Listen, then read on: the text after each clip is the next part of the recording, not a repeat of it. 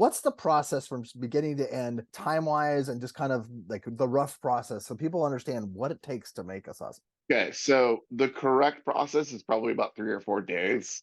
But Tyler and I, and probably like Bradley of Chud and a couple other people, you could probably pull it off in one day, and it won't be that much different. But like the main process is, so for me, it's I'll take the trim from the previous week of brisket, and then I'll go get some pork butts to make sure I can fill out the batch. And so I'll break all that down and season it, and then let that sit overnight. I try and prep my casings the day before too. I want my casings soaking for at least 24 hours Oh, before I use them. Yeah, they're just easier to deal with when they're soaked for that long. Then the next day will be prepping any cheese or ingredients that like whole ingredients that go in, like so like breaking down the jalapenos and throwing them in the food processor to kind of mince up, breaking down all the cheeses, which, okay, I don't like high temp cheese, but the benefit of high temp cheese when they come pre-cubed is yeah, there's it doesn't outweigh the fact that I don't like high temp cheese. That's all I'll say. yeah. Breaking down a ton of cheese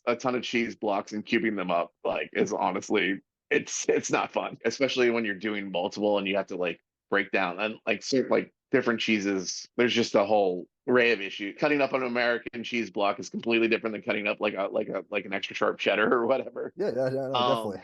And so I'll break that down, kind of grind everything and case it on the same day, then let that sit again overnight, and then I will do the cold smoke on day three. So that's usually about a 3.5 hour to 5 hour process on the smoker, and then another 2 to 3 hours. I'll ice bath them, dry them off, and then I will let them sit out for another 2 hours for what they call blooming.